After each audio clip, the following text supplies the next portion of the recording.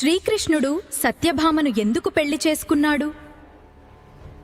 నిజం తెలుసుకుంటే షాక్ అవుతారు. ద్వారకలో ఒక గొప్ప సంఘటన జరిగింది. సత్రజిత్ అనే రాజు దగ్గర సూర్యదేవుడిచ్చిన ఒక అమూల్యమైన రత్నం ఉండేది.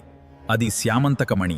ఈ మణి ఉన్న చోట సంపద, సుభిక్షం ఎప్పుడూ ఉండేవి. ఒకరోజు ఆ మణి కనిపించకుండా పోయింది. అప్పుడు అనుమానం ఎవరి మీద పడింది తెలుసా?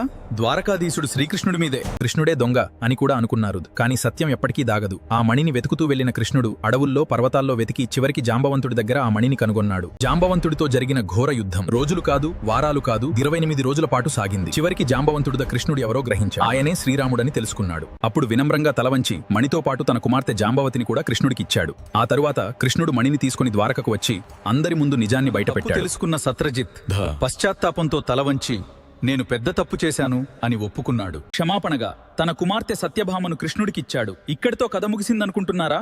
కాదు, ఇక్కడే అసలు దివ్య రహస్యం ప్రారంభమవుతుంది.